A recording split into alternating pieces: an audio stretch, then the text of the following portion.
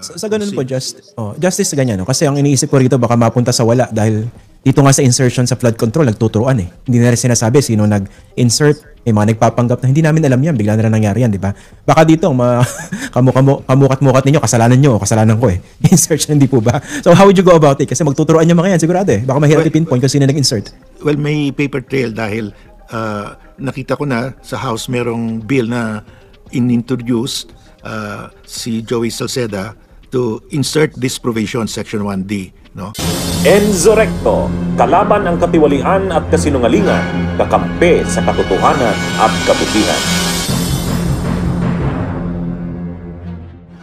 Matinding revelasyon ito, mga kabunyog. Habang lumalabas ang mas malinaw na impormasyon, hindi ibig sabihin na absuelto na si Recto. May pananagutan pa rin siya. Dahil sa dulo, siya ang nagpatupad ng paglipat ng pondo mula PhilHealth papuntang National Treasury. Pero ayon sa bagong pag-amin ni former Chief Justice Antonio Carpio, may mas malalim pang pinagmulan ang mismong insertion na naging basehan ng ginawa ni Recto. Sa panayam kay Esguerra, sinabi ni Carpio na ang sinasabi ni Recto ay nag-implement lang daw siya at may mandato raw ang batas.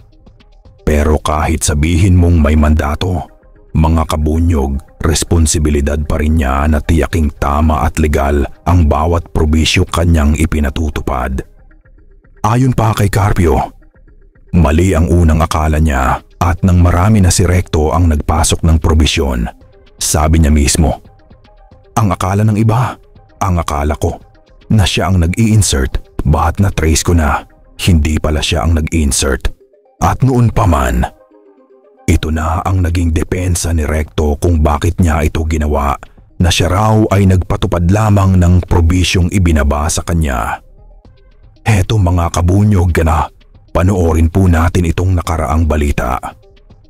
Ron, the Department of Finance has justified its previous circular expecting state insurer PhilHealth to remit 89.9 billion pesos in unused subsidies back to the National Treasury so that these can be utilized in financing unprogrammed appropriations.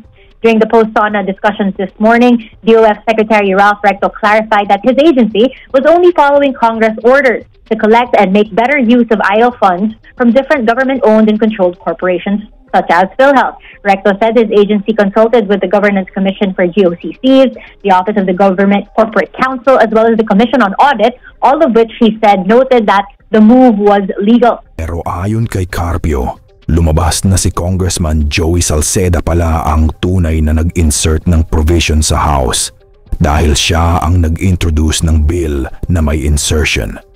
At matapos iyon, ipinasa ito kay Zaldico na siyang chairman noon ng Appropriations Committee. Pero kahit malinaw na may papel ang Kamara sa pinagmulan ng issue, mga kabunyog, hindi rin kailanman nawawala ang pananagutan ni Recto. Dahil sa dulo, siya ang nagpatupad, siya ang nag-authorize ng galaw at siya ang may obligasyong tiyakin na tama ang batas na ina-apply niya. Kaya dalawang tanong ang malinaw ngayon. Sino ang nagpasimuno ng insertion? Sabi ni Carpio, si Joey Salceda. Sino ang nag-implement ng questionable transfer? Si Recto pa rin. Mga kabunyog, para sa iba pang pahayag ni former Chief Justice Carpio, panoorin natin ang kabuuang interview para mas maintindihan ang buong proseso at kung bakit parehong may dapat ipaliwanag ang nag-insert at ang nag-implement. Ang next question ko po, paano mapapanagot itong mga may kinalaman dito sa pagta-transfer ng pondo, number 1, and number 2, yung gumasta nito? Well, we're trying to find out how kasi nag-umpisa ito sa Section 1D ng unprogrammed appropriation ng 2024 budget, no? Siningit yung one provision, Section 1D. It never appeared before in previous national budgets. It only appeared once in the 2024 budget. Sa 2025 hindi na nag-appear ulit. So very unique ito. So we're trying to find out who inserted this because that will give us a clue kung sinong gumawa nitong scheme na ito. no? So that Okay. is what we're trying to find out. Okay, pero in terms of accountability, hindi po ba naturally ang titingnan po dyan kung sino nag-insert yung head po ng Appropriations Committee sa House, yung head ng Finance Committee sa Senate, yung House Speaker at saka yung Senate President at that time? That is correct. If hindi ko pa natingnan kung yung NEP, National Expenditure Program, na proposal ng Presidente na sinubmit sa Congress, kasama na yung Section 1D. Ang sabi sa akin, in-insert lang daw yan. Pero I will have to clarify, no? If it was inserted at the House level or BICAM level or Senate level, we will have to check. Sa ganun po, justice sa ganyan, no? Kasi ang iniisip ko rito baka mapunta sa wala dahil dito nga sa insertion sa flood control, nagtuturuan eh. Hindi na rin sinasabi sino nag-insert, may mga nagpapanggap na hindi namin alam yan, bigla na lang nangyari yan, di ba? Baka dito, kamukat-mukat ninyo, kasalanan nyo o kasalanan ko eh. Insert siya, hindi po ba? So how would you go about it? Kasi magtuturuan yung mga yan, sigurado eh. Baka mahirap i-pinpoint kung sino nag-insert.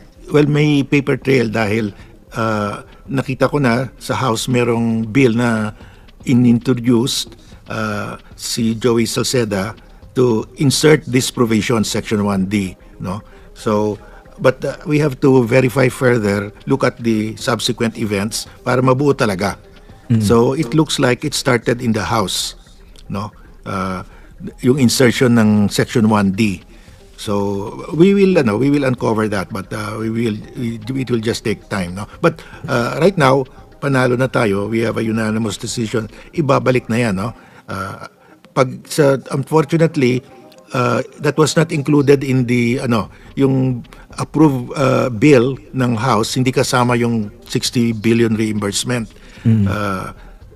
Sa Senate, I do not know because by sa Monday they will already be on third reading, no?